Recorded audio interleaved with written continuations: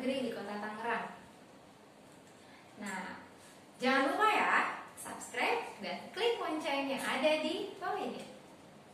Nah, pada kesempatan kali ini kita mau belajar matematika nih.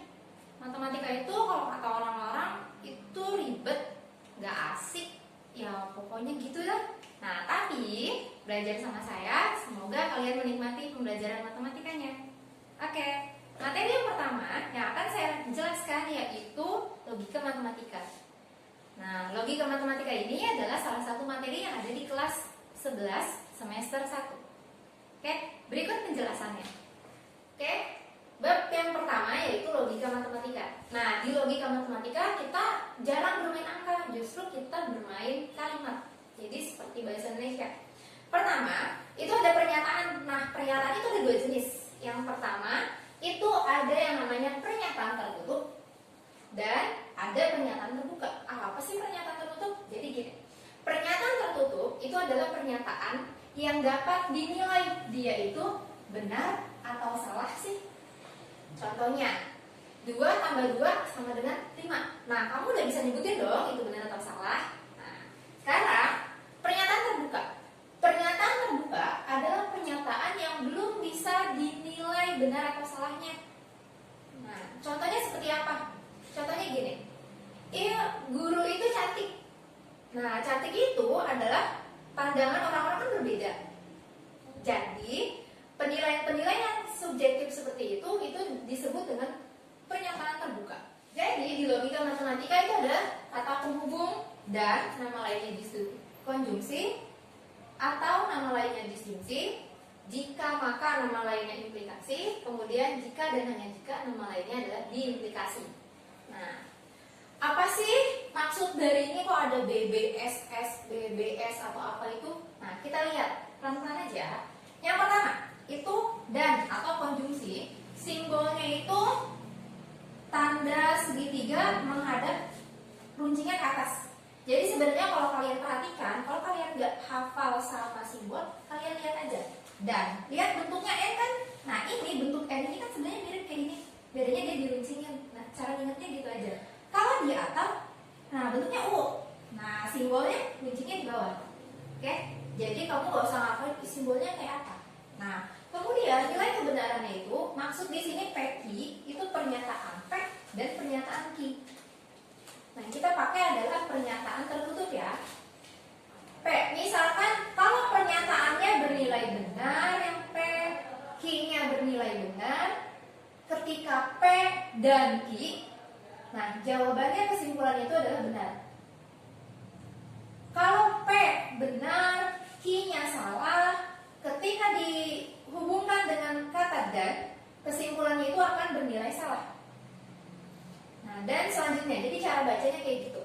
Nah, untuk di disjungsi, cara bacanya sama.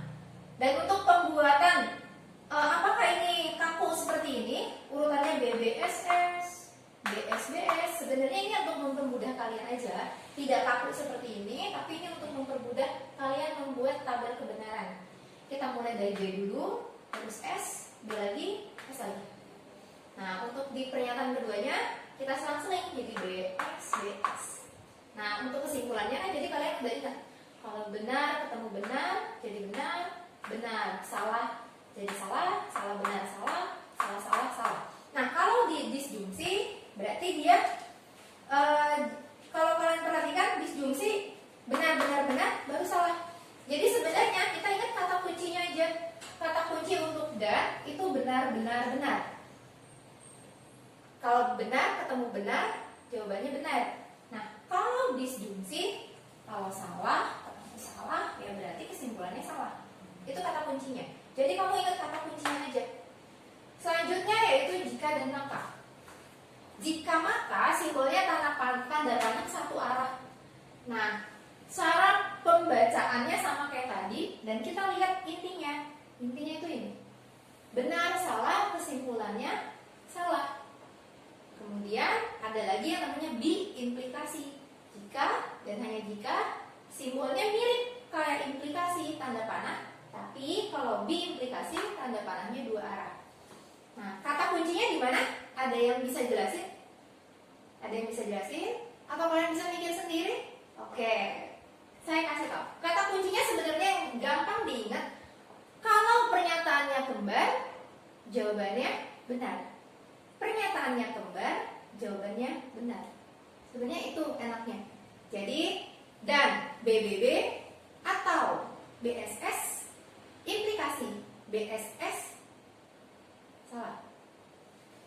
Dan BBB atau SSS, jika maka BSS diimplikasi BBB SSB. Gitu. Jadi kata kuncinya itu untuk konjungsi BBB, disjungsi SSS, implikasi BSS, dan yang terakhir diimplikasi BBB dan SSB. Nah, selanjutnya yaitu negasi atau ingkaran. Apa sih ini? Negasi atau ingkaran itu adalah kebalikan dari nilai pernyataan itu. Jadi kalau P pernyataannya bernilai benar, oh berarti implikasi negasi P itu adalah salah.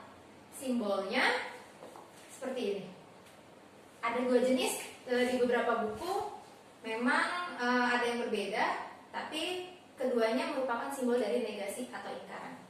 Misalkan pernyataan P, simbol negasinya berarti seperti ini, strip P, negasi Q. Nah, kita lihat yang ini. Ini adalah kalimat majemuk yang tadi pakai kata penghubung. Negasinya P dan Q. Kalau ada negasi P dan Q, kita tulis negasinya tanda kurung P dan Q. Nah, sebenarnya sama kayak kita kaliin negatif. Berarti kalau ada min P, oh berarti jadinya min P. Min Q berarti jadinya min Q.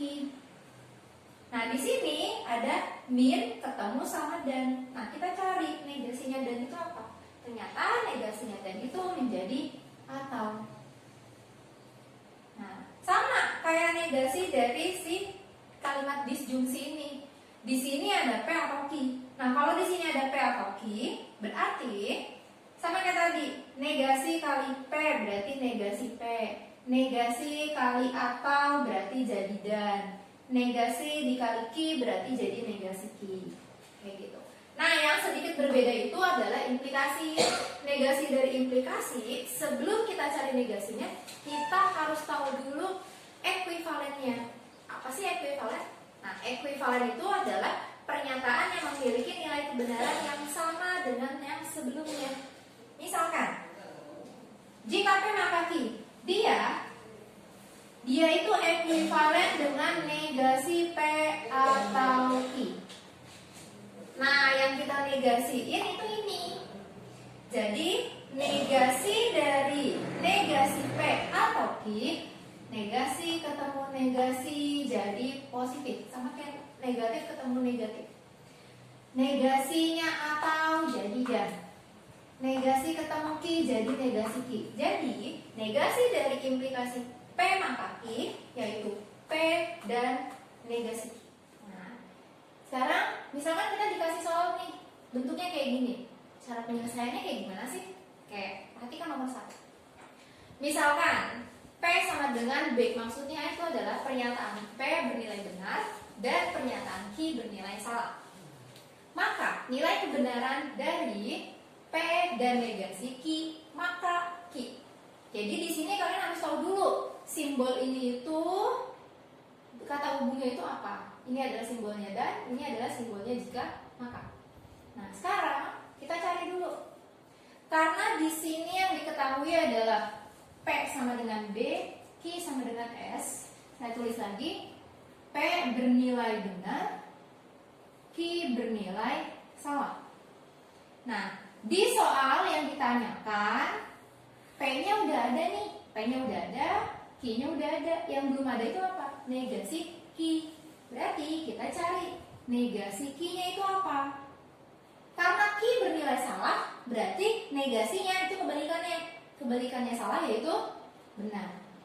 Nah, baru kita mulai pengerjaannya. P dan negasi Q maka Q. P-nya adalah benar dan negasi Q-nya adalah benar, maka Q-nya adalah salah. Nah, sekarang ingat, kalian harus ingat tabel kebenaran yang tadi. B dan B. B dan B kesimpulannya adalah B. Nah, ini kita tulis lagi. Jadi, jika B, maka S kesimpulannya adalah S. Jadi, nilai kebenaran dari P dan negasi Q, maka Q adalah S. Ini adalah nilai kebenarannya. Jadi, seperti inilah pengerjaannya.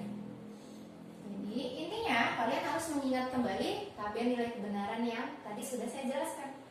Nomor 2. Negasi dari pernyataan Agus dan Sandi lulus ujian. Nah, di sini ada dua pernyataan. Kita anggap P-nya itu adalah si Agus, Q-nya itu adalah si Sandinya. Nah, dia punya kata penghubung dan itu simbolnya seperti ini. Kuncinya di atas. Berarti, kalau kita mau mencari negasi dari bentuk dan, tadi P dan Q, kalau dinegasikan, nah dia berubah menjadi negasi P atau negasi Q. Berarti kalimat ini harus kita ubah jadi bentuk ini. P-nya kita negasikan, dan-nya kita ubah menjadi atau, terus Q-nya juga kita negasiin. Berarti jawabannya adalah